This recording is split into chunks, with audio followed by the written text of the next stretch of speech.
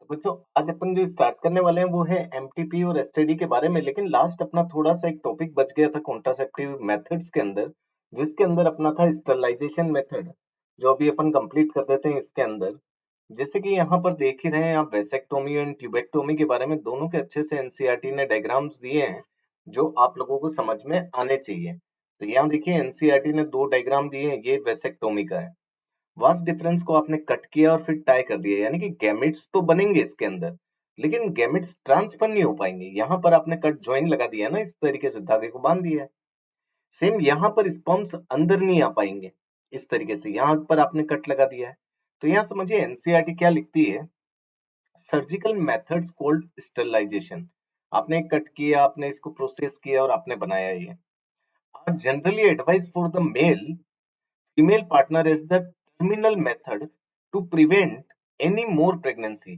तो बेटा इस लाइन का मतलब क्या हुआ आप समझिए। यहाँ पर दो वर्ड आपको दिए गए हैं, एक तो आपको स्टरलाइजेशन दिया गया है और एक आपको टर्मिनल मेथड दिया गया है। आप ये कह सकते हैं all sterilisation are terminal method. बहुत ध्यान से समझना बेटा एनसीईआरटी की लाइनों को, क्योंकि स्टरलाइजेशन का मतलब हुआ आपने कट लगा दिया, तो आपने एक तरीके से इनफर्टिलिटी प्रोड्यूस कर दी है, और ये परमानेंट मेथड है, एक तरीके से इरिवर्सिबल मेथड है। टर्मिनल मेथड भी आपका इरिवर्सिबल होता है। और यूं कह सकते हैं कि आप जो ये सर्जिकल मेथड है, ये जो प्रोसेस यहाँ पर चल रहा है सर्जिकल मेथड का, ये आपका टर्मिनल का पार्ट है। टर्मिनल मेथड में और भी बहुत सारे हो सकते हैं, एंटीबॉडीज यूज की जाती है, बहुत केमिकल यूज किए जाते हैं। उसके अलावा आप टेस्टिस को रिमूव कर सकते हैं, ओवरीज को रिमूव कर सकते हैं। दोनों ही आपकी इनफर्टिलिटी देंगे। एंड प्रोडक्ट तो वही है, जब आपको कंसेप्शन नहीं चाहिए तो आपको इनफर्टिलिटी के लिए तो दोनों ही काम में आएंगे। तो अपन बोल सकते हैं all sterilisation are the terminal method. सारे स्टरलाइजेशन को आप क्या बोल सकते हैं, टर्मिनल मेथड बोल सकते हैं। लेकिन सभी टर्मिनल मेथड को आप स्टरलाइजेशन नहीं बोल सकते हैं। ये बात समझिए आप ध्यान से। आई कुछ बात समझ में, क्योंकि टर्मिनल मेथड में और भी आ सकते हैं, मैंने बताया ना। जैसे टेस्टिस का रिमूवल हो गया, ओवरीज का रिमूवल हो गया, उससे भी तो प्रेगनेंसी नहीं होगी, वहां पर भी तो इनफर्टिलिटी ही क्रिएट हो रही है। तो ये बेटा आप लोगों को समझ में आना चाहिए। नेक्स्ट अपन इसके अंदर देखते हैं, surgical innervation block the gamete transport and thereby prevent conception। Sterilization procedure in the male is called vasectomy and female it is called tubectomy। तो ये दोनों ही वर्ड मैंने आपको बताई दिए हैं। अगर आपने वास डिफरेंस को कट किया तो हो गया वेसेक्टोमी, और आपने अगर फैलोपियन ट्यूब को कट किया तो वो हो गया आपका ट्यूबेक्टोमी। तो ये दोनों ही चीजें बेटा आपको आनी चाहिए। In vasectomy, a small part of vas deferens is removed or tied up through a small incision on the scrotum, whereas in the tubectomy, a small part of the fallopian tube is removed or tied through a small incision in the abdomen or through vagina। तो यहाँ देखिए बेटा, ये diagram बड़ा confuse कर रहा है अपने को। जैसे ये बता रहे वेसेक्टोमी में जो अपने कट लगाया है वो स्क्रोटम में है, और डायग्राम देखिए यहाँ पर ऊपर की तरफ बता रहे हैं, स्क्रोटम तो नीचे होगा यहाँ पर। तो आप कंफ्यूज मत होइएगा, देख लीजिएगा क्वेश्चन किस तरीके से पूछा जाता है। हाँ, बाकी फीमेल के अंदर आप वजाइना के थ्रू या एब्डोमेन रीजन के थ्रू आप इस प्रोसीजर को कर सकते हैं।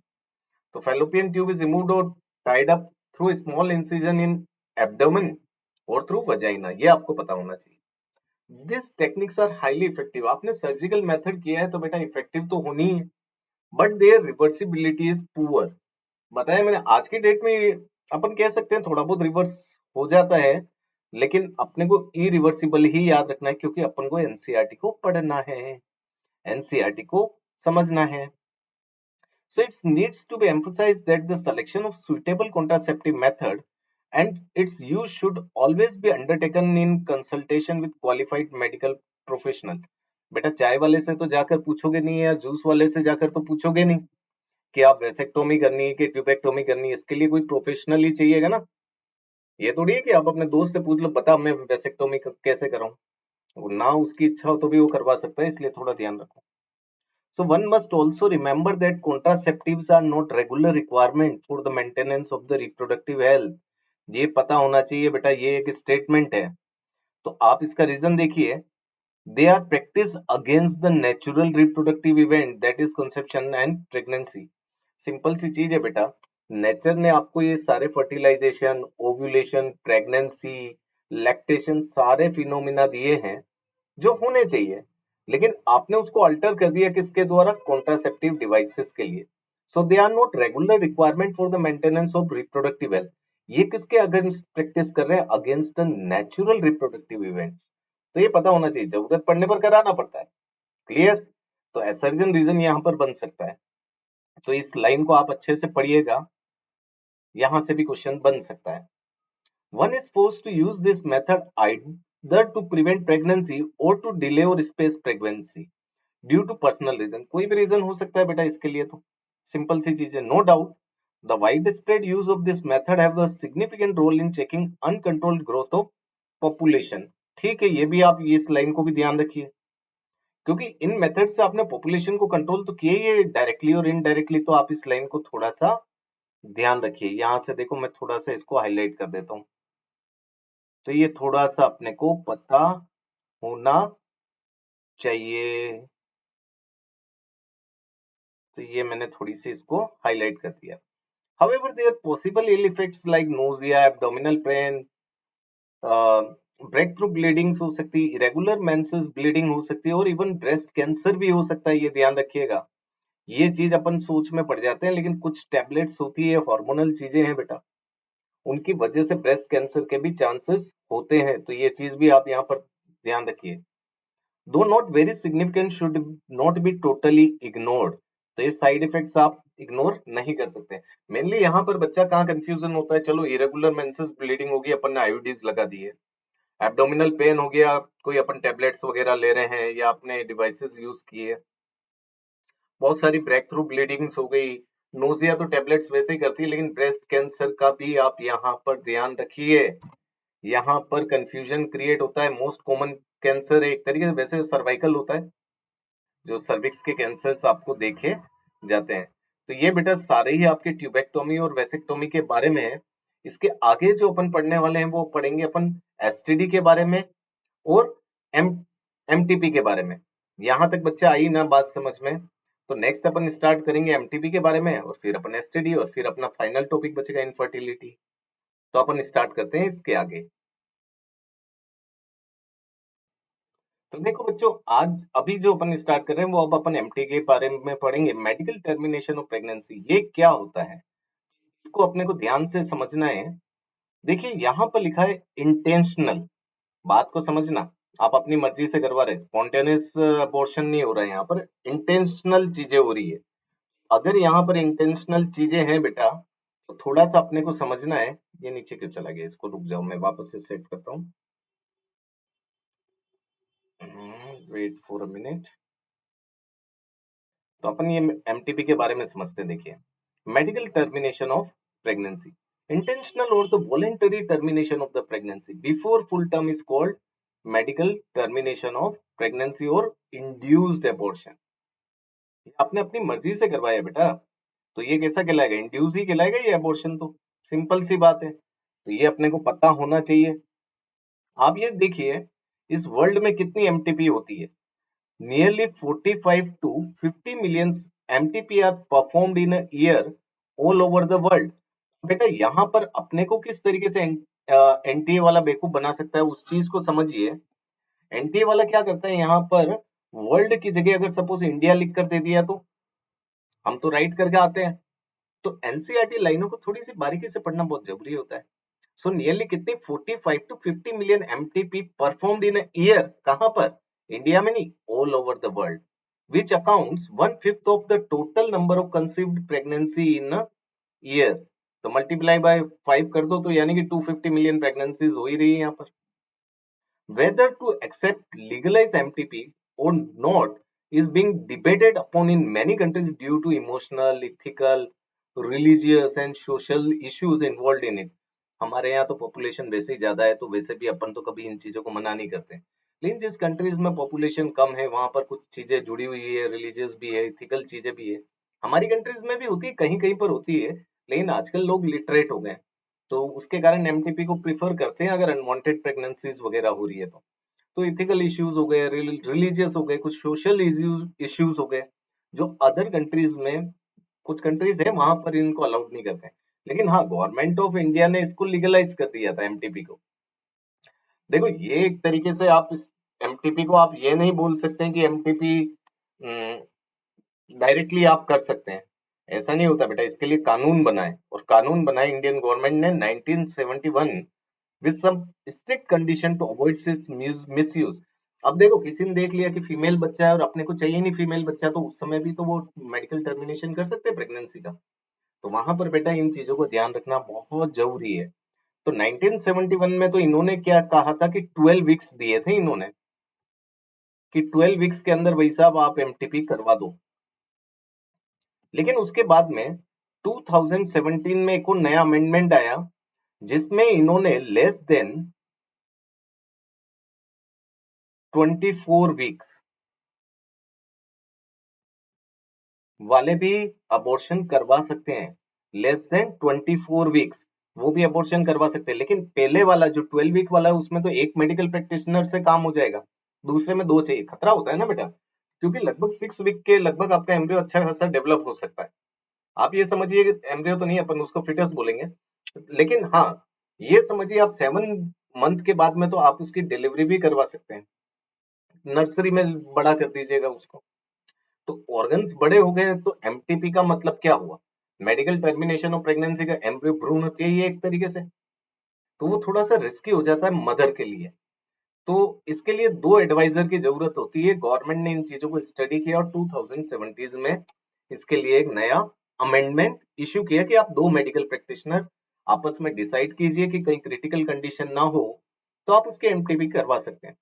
Such restrictions are all the more important to check indiscriminate and illegal fetal feticides, which are reported to be high in India. हमारे यहाँ तो बहुत ज्यादा है बेटा। लड़की मतलब एक बोझ समझा जाता है, तो धीरे धीरे लिटरेसी आ रही है, लेकिन पहले तो बोझ ही समझा जाता था। तो इन सारी चीजों को आपको क्या करना है, इन चीजों को भी तो आपको ध्यान में रखना है कि कोई इस तरीके से हरकतें ना करे। Why MTP? Obviously the answer is to get rid of unwanted pregnancy. बेटा किसको हटानी है यहाँ से? अनवांटेड प्रेगनेंसी, ये बात ध्यान रखना। Either due to the casual unprotected intercourse of the failure और the failure of the contraceptive use during coitus और द रेप्स। कहीं पर भी देखो रेप कंडीशन में तो नेचुरल सी चीजें की एमटीपी होनी है, लेकिन कभी कभी क्या होता है कि कॉन्ट्रासेप्टिव कोई कपल यूज कर रहा है और उसका भी फेलियर हो जाए और उसकी वजह से भी बच्चा हो जाए। आपके पहले से दो बच्चे हैं, आप तीसरा बच्चा क्यों लोगे? तो वहां पर आप एमटीपी करवा सकते हैं, ये मेडिकल सुपरविजन में ही होगा। या अनप्रोटेक्टेड इंटरकोर्स हो गया किसी भी कारण से, और वहां पर भी प्रेगनेंसी कंडीशन बन जाती है, तो यहाँ पर भी होता है। तो ये ध्यान रखिए, MTP are also essential in certain cases where continuation of pregnancy could be harmful. अब समझो माँ के अंदर बच्चा बड़ा हो रहा है, लेकिन वो माँ के लिए हार्मफुल हो सकता है, बच्चे के लिए या दोनों के लिए हार्मफुल हो, तो उस कंडीशन में भी तो आपको एमटीपी करवानी पड़ेगी। सो हार्मफुल और even fatal either to the mother और टू द फीटस, या फिर दोनों के लिए। तो इस कंडीशन में भी एमटीपी को गवर्नमेंट स्वीकार करती है। आया बच्चा, ये बात आप लोगों को समझ में?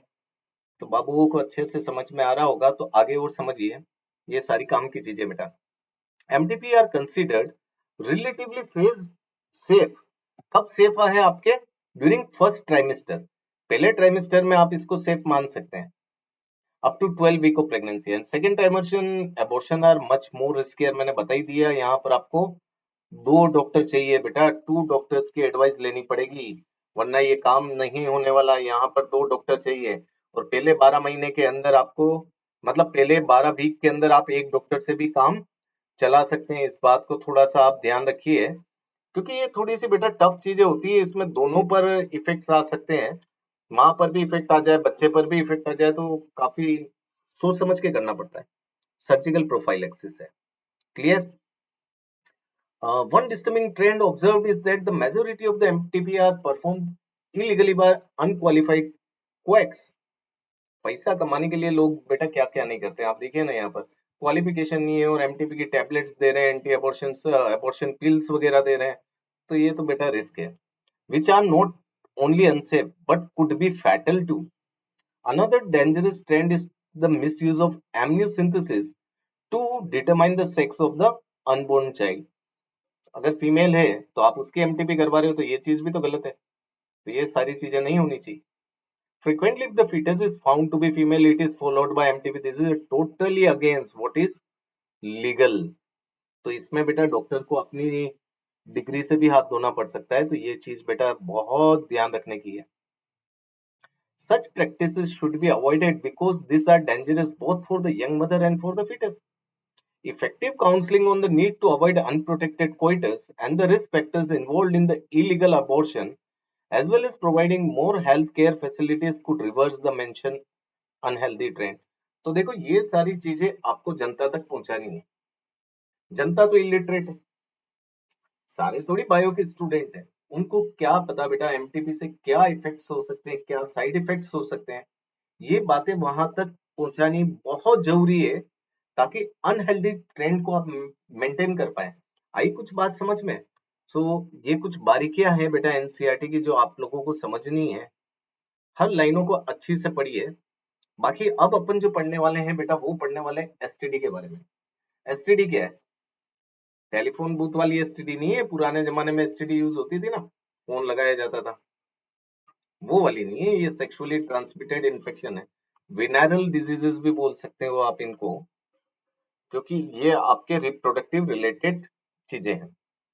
सो इन्फेक्शियस और disease which are transmitted through the sexual intercourse are collectively called STD और वेनरल डिजीज और रिप्रोडक्टिव ट्रैक इन्फेक्शन। तीनों में से आप कोई भी वर्ड यहाँ पर यूज कर सकते हैं, और ये आपके क्वेश्चंस में से तीनों में से कोई भी वर्ड आ सकता है कि आप वेनरल डिजीज बताइए कौन कौन सी, या रिप्रोडक्टिव ट्रैक इन्फेक्शन कौन कौन से। तो एनसीईआरटी मेंशन करती gonorrhoea, syphilis, genital herpes, chlamydiasis, genital warts, trichomoniasis and hepatitis B. तो यहाँ पर बेटा कुछ छोटी छोटी बातें अपन देखो, ज्यादा डिटेल एनसीईआरटी ने इन डिजीजेस के बारे में दिया नहीं है। गोनेरिया आपके बैक्टीरिया से होती है, निजेरिया गोनेरिया करके एक बैक्टीरिया होता है, उसकी वजह से होती है। तो ये थोड़ा सा ध्यान रखना कि ये जो डिजीज है बेटा, ये बैक्टीरियल डिजीज है। कौन सी है ये? बैक्टीरियल। ट्रेपेनेमा पेलेडियम से होती है सिफिलिस, ये भी बैक्टीरियल हो गई। हर्पिस सिंप्लेक्स वायरस से होती है, तो ये वायरल हो गई। कैलेमाइडियासिस, कैलेमाइडियासिस आपके बैक्टीरिया है, उससे होती है। Genital wart human papilloma virus की वजह से होती है, तो ये वायरस हो गई। ट्रेकोमोनियासिस ये बेटा आपके प्रोटोजोन से होती है, तो ये प्रोटोजोनल हो गई। हेपेटाइटिस बी तो वायरस होता ही है, इसको तो आप डिटेल में पढ़ेंगे आपके chapter human health and disease के अंदर थोड़ा थोड़ा। The most discuss infection in the recent year, HIV leading to the AIDS and are of some of the common STD। सबसे खतरनाक तो बेटा HIV एड्स का नाम तो आपने सुना ही होगा। क्यूरेबल नहीं है बेटा। अगर आप क्यूरेबल की बात करें तो HIV भी क्यूरेबल नहीं है, जेनाइटल हर्पिस भी नहीं है आपकी क्यूरेबल, क्योंकि ये सारी कौन सी है? वायरसेस से हो रही है। अगर आप इसको नहीं कर पाएंगे क्योर, सिंपल सी बात है। हेपेटाइटिस बी हो गई, ये वायरल डिजीजेस है।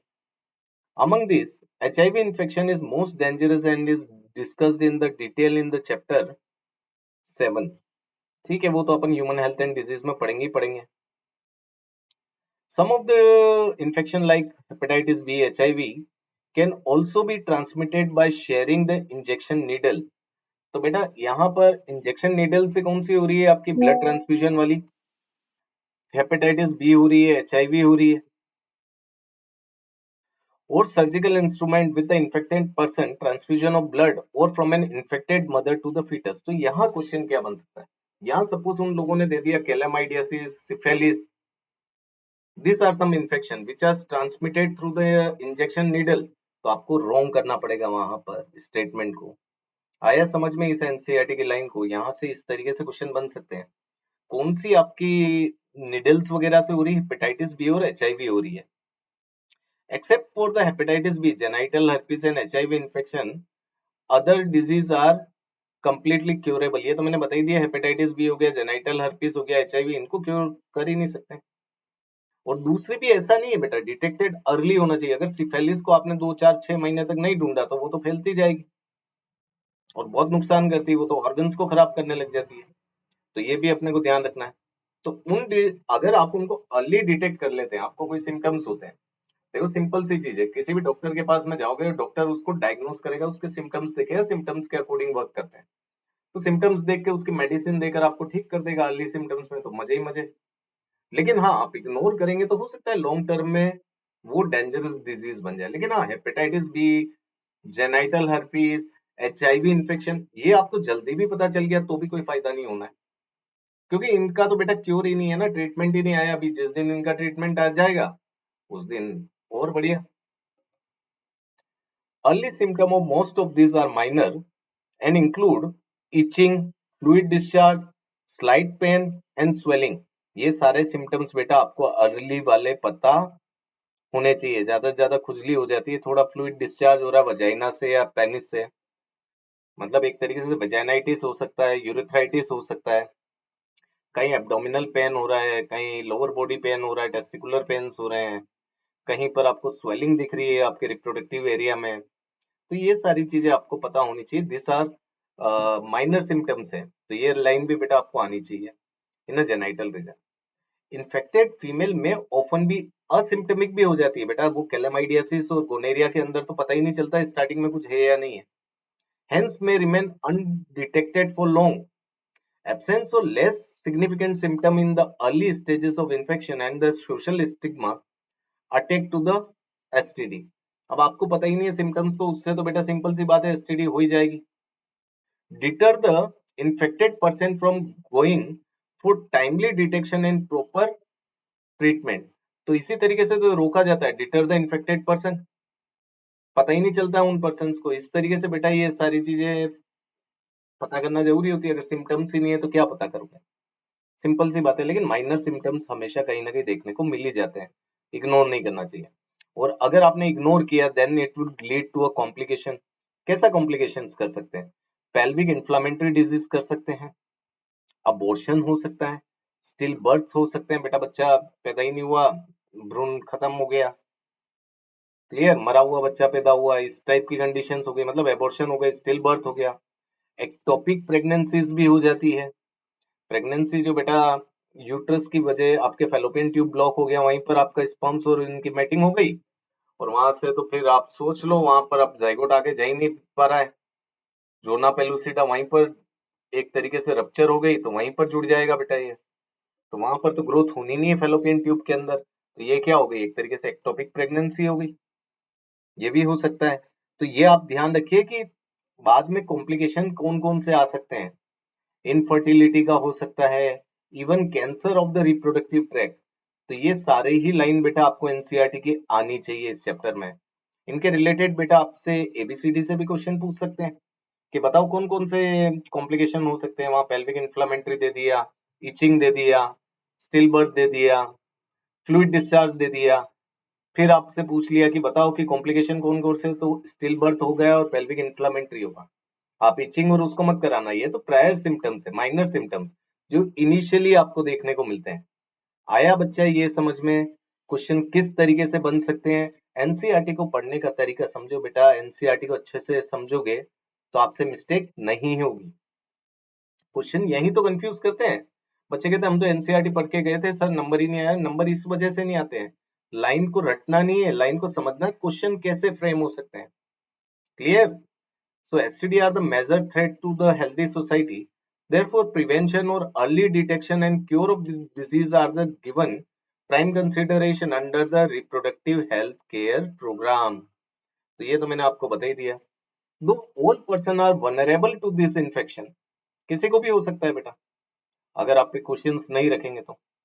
Their incidents are reported to be very high among the person in the age group of 15 to 24। यहाँ पर होता ही है बेटा, यहाँ पर क्या हार्मोनल चेंजेस की वजह से हो सकता है मल्टीपल रिलेशंस बनने लग जाएं, कहीं ये ड्रग्स एडिक्ट हो जाते हैं कुछ बच्चे जो सिरिंज को एक्सचेंज कर रहे होते हैं, बहुत सारे कारण है, किसी की भी वजह से हो सकता है। तो आप 15 से 24 के बीच में ही आते हैं, आप तो पढ़े लिखे बच्चे हो, तो ऐसी गलती मत करना, और नहीं आपसे होगी, मेरा लेक्चर पढ़ने के बाद तो नहीं होगी, क्लियर। तो ये चीज आपको समझ में आनी चाहिए। The age group to which you belong, there is no reason to panic because prevention is the possible। तो prevention is always better than the cure, ये आपको पता होना चाहिए। So one could be free of this infection by following the simple principal given below. Avoid sex with the unknown partner, हमेशा ध्यान रखो एक ही रिलेशन ज्यादा बेटर होता है, बार बार इधर उधर रिलेशंस मत बनाओ, मल्टीपल पार्टनर, सभी को आईफोन देने पड़ेंगे क्या मतलब। Always try to use condom during coitus, ये भी ध्यान रखना बेटा, हमेशा प्रिकॉशनरी चीजें आपको यूज करनी है। In case of doubt, one should go to the qualified doctor for early detection and get complete treatment if diagnosed with infection.